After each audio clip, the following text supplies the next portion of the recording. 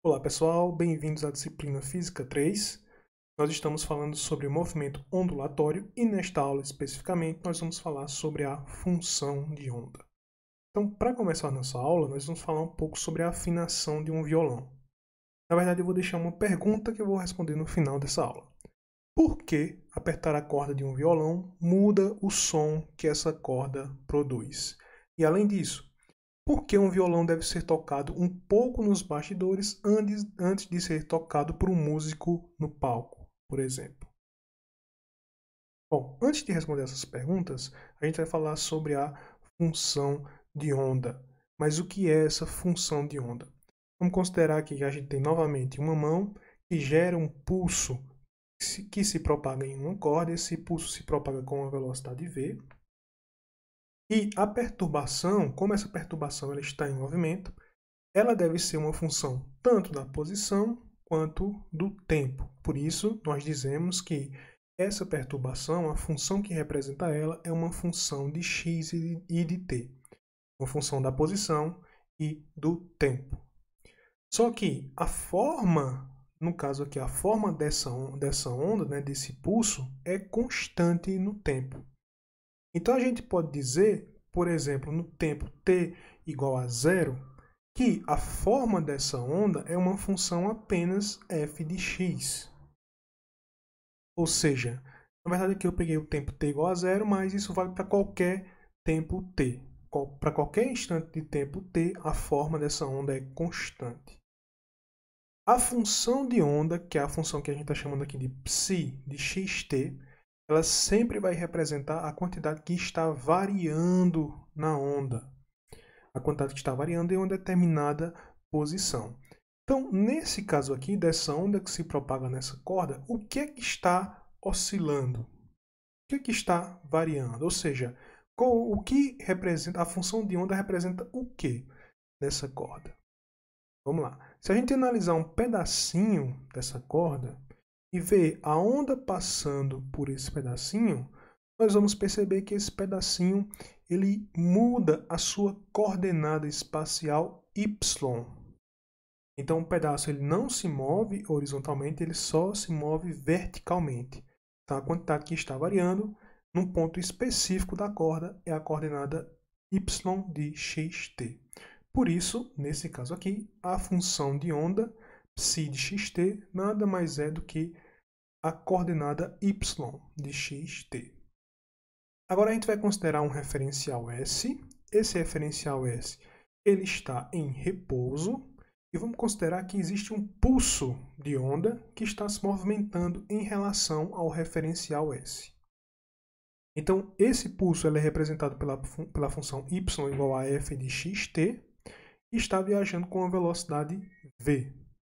Uma velocidade v no sentido positivo do eixo x.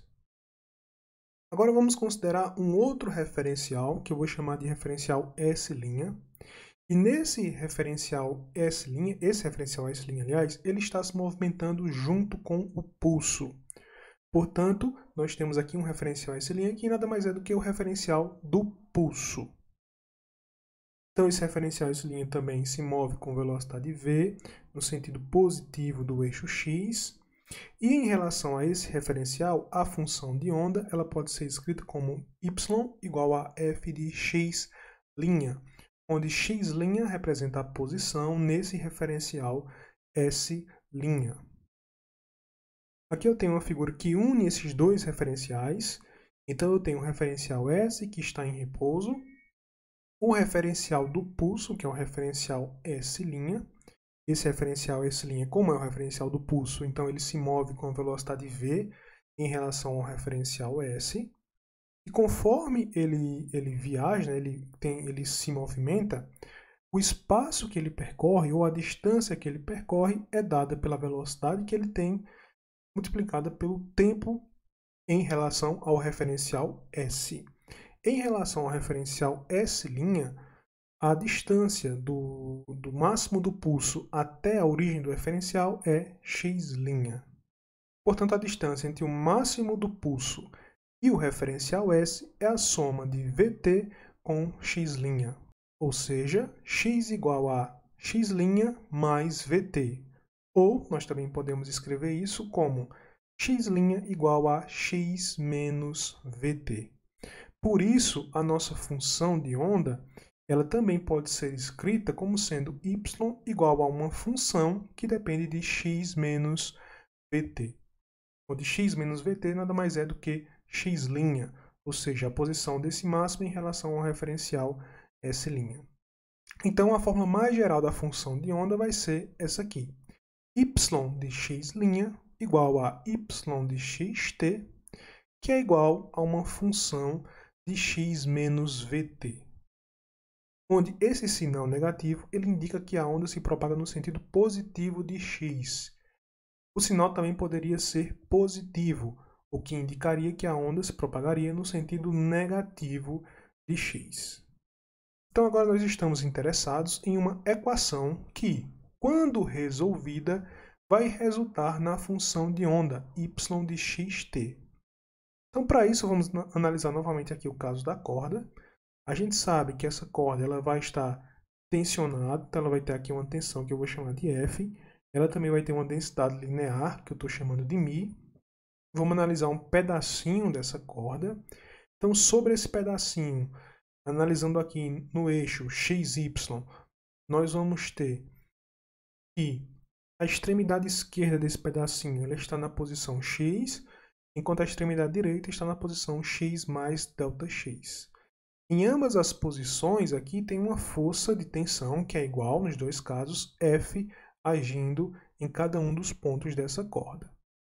A força F do lado esquerdo ela faz um ângulo θ com a horizontal, enquanto a do lado direito, a extremidade direita, faz um ângulo θ mais Δθ com a horizontal. Portanto, eu posso escrever aqui as forças que atuam em Y nessa corda, a força resultante que atua em Y nessa corda.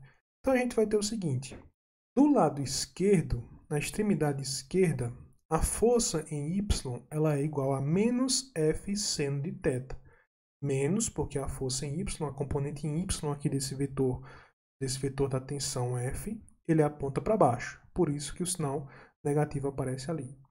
Enquanto a força de tensão na direção Y, que a corda sofre ali na extremidade direita, essa força vai ser igual a F seno do ângulo, que é θ mais Δθ. Aqui, como o deslocamento transversal em Y, a gente vai considerar que esse deslocamento ele é bem pequeno, se comparado ao comprimento total da corda, tá? Então a gente pode considerar que θ ele é aproximadamente zero. Considerando isso, o que vai acontecer é que o termo negativo lá da minha soma, da minha força resultante em Y, ele vai ser zero. E o argumento do termo positivo ali, sendo de θ mais Δθ, eu também posso considerar esse θ como sendo zero. Portanto, a força resultante que atua em Y, ela é aproximadamente F seno de Δθ. Eu também vou considerar aqui que Δθ é bem pequeno, de forma que eu posso chamar ele de dθ. Portanto, eu posso concluir que a força resultante que atua nesse pedacinho aqui da corda, a força resultante na direção Y, ela é igual a F dθ, ou aproximadamente igual a F dθ. Então, se a gente analisar aqui um pequeno elemento diferencial de massa dessa corda, que eu estou chamando de dm essa massa, ela vai ter uma força resultante que atua sobre ela, que é aproximadamente F dθ. Mas pela segunda lei de Newton, a gente também sabe que força é igual a massa vezes aceleração. Portanto, a força resultante em Y vai ser a massa, que é dm, multiplicada pela aceleração, que é a y. E isso vai ser igual a F dθ. Portanto, F dθ é igual a dm, que eu também posso escrever em termos da densidade linear e do elemento diferencial da largura desse comprimento, que é dx. Portanto, F dθ vai ser igual ao dm, que agora eu posso escrever como sendo μ dx, multiplicado pela aceleração na direção y. Daqui eu posso organizar essa equação e escrever dθ dx igual a μ sobre f, ou seja, densidade linear, sobre a força de tensão multiplicado por AY. E AY é a derivada segunda de y em função de t. E aqui eu estou colocando uma derivada parcial porque y também pode depender, y é uma função, né, de x e de t. Tá? Como eu estou derivando apenas em t, por isso eu estou colocando essa derivada parcial. Portanto, eu tenho que dθ dx é igual a μ sobre f vezes a segunda derivada de y em função do tempo. Olhando novamente aqui para a minha figura, eu posso escrever a tangente desse ângulo θ como sendo igual, olhando aquele triângulo que é formado entre o ângulo θ, a variação na altura, ΔY, e a variação na largura, a variação horizontal, né, Δx, eu posso escrever que a tangente de θ é igual a ΔY, que representa a variação vertical ali, a distância, né, vertical, que é o cateto oposto daquele triângulo ali, o cateto oposto ao ângulo θ, dividido por Δx, que é o cateto adjacente ao ângulo θ, e é a variação da posição na horizontal. Então, a tangente de θ é ΔY Δx, que eu posso escrever como sendo ΔY Δx, porque eu estou supondo que essa variação ela é bem pequena. Tanto a variação em y quanto a variação em x ela é uma variação bem pequena, portanto, uma derivada parcial. Né? Isso se torna uma derivada parcial, tangente de θ igual a ΔY Δx. Mais uma vez, estou escrevendo como derivada parcial, porque y é uma função de x e t e eu só estou derivando em x. Portanto, se eu derivar agora a tangente de θ, eu vou ter a segunda derivada de y em função de x. E essa derivada, a derivada da tangente de θ, é a secante ao quadrado de θ dθ dx.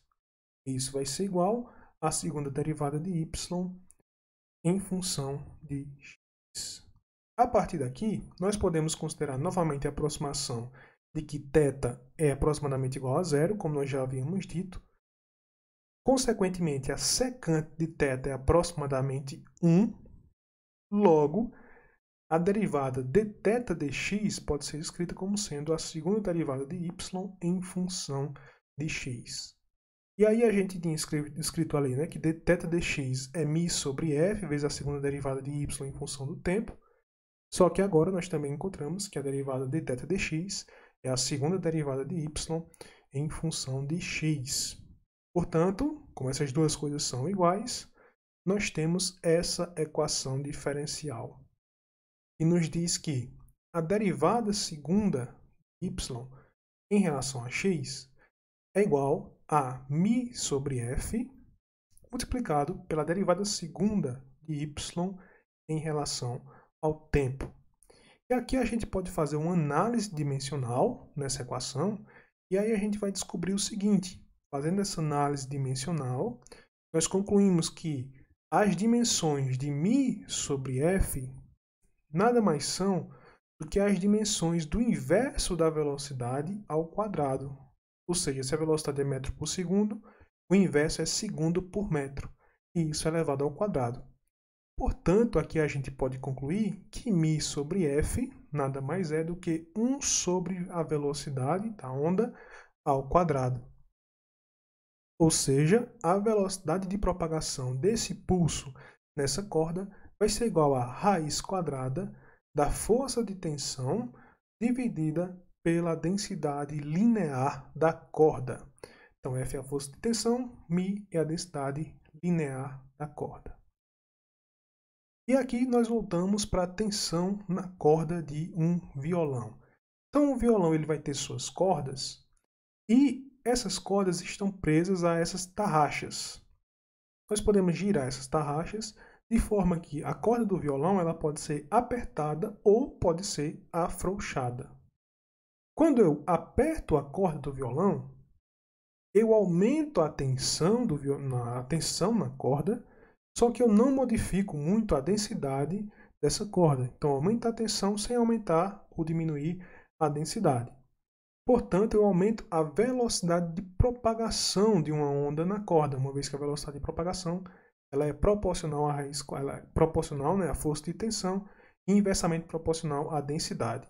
Ou seja, quanto mais densa for a corda, menor é a velocidade de propagação. E quanto maior for a tensão na corda, maior é a velocidade de propagação. Então eu posso mudar essas tarraxas e eu mudo a velocidade de propagação, consequentemente eu mudo a afinação do violão. Outro fator que pode impactar na afinação do violão é a temperatura do ambiente ou a temperatura das cordas. Então se você muda o violão de um lugar quente para um lugar frio ou vice-versa, isso causa um impacto na afinação do violão. Por quê? Porque se você aumenta a temperatura da corda, a corda ela vai dilatar mais. E se a corda dilatar, isso faz com que a tensão nela diminua. Portanto, a velocidade diminui e isso altera a frequência da onda. Por outro lado, se você resfria, ela vai comprimir e isso vai fazer com que a tensão aumente, portanto, isso aumenta a velocidade. Então, nos dois casos, você tem uma mudança na frequência dessa onda se você muda a temperatura das cordas. E é por isso que nos bastidores, os músicos profissionais eles costumam tocar os instrumentos antes de entrar no palco. Por quê? Porque ao tocar o instrumento, a temperatura das cordas vai aumentando aos poucos. E aí, se essa temperatura aumenta, a afinação do violão vai mudando. Então é preferível que isso aconteça nos bastidores, para que o músico ele vá ajustando a afinação até a afinação que ele quer, e isso não ocorra quando ele estiver no palco tocando a música. Agora, se a gente tiver um elástico, vamos considerar que a gente tem um elástico, daqueles elásticos, aqueles elásticozinhos bem comuns, né, amarelos, e você estica um elástico.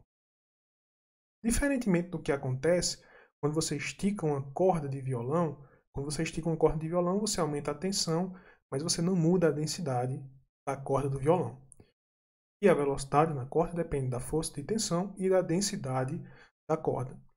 Só que nesse caso aqui, ao esticar um elástico, nós temos uma mudança na tensão, mas nós também temos uma mudança na densidade. Você estica muito o elástico, você muda a densidade dele também. E ao mudar a densidade e ao mudar também a força de tensão, isso faz com que você não tenha uma alteração muito significativa na velocidade de propagação da onda no elástico. Portanto, você não vai ter uma mudança de tom ou uma mudança de frequência da onda emitida por um elástico se ele estiver pouco esticado ou se ele estiver muito esticado, diferentemente do que acontece na corda de um violão. Então essa é a equação diferencial para a propagação de uma onda em uma corda. Nós podemos escrevê-la dessa forma. A segunda derivada de y em função de x é igual a 1 sobre v² multiplicado pela segunda derivada de y em função de t. Nós podemos generalizar isso para todas as funções de onda e escrever que a derivada de ψ, que é a função de onda, a segunda derivada, aliás, de ψ em relação a x, será sempre igual a 1 sobre v² multiplicado pela segunda derivada da função de onda em relação ao tempo. Então essa aqui é uma equação diferencial parcial de segunda ordem linear a coeficientes constantes e homogênea, e ela é chamada de equação diferencial de onda unidimensional, porque aqui a gente está considerando apenas o movimento em uma dimensão. Então as soluções possíveis dessa equação é o que a gente chama de funções de onda. Então tudo que representa uma onda tem que ser solução da equação diferencial de onda. E essas soluções elas podem ser do tipo x menos vt, então é uma função que depende de x menos vt, como a gente já viu, que representa uma onda que viaja no sentido positivo de x, ou uma função x mais vt, que viaja no sentido negativo de x. Além disso, como essa é uma equação linear, se f de x menos vt é uma solução e g de x mais vt também é solução, nós podemos dizer que a soma dessas duas soluções também é uma solução da equação de onda. Por enquanto é só, pessoal. Até a próxima.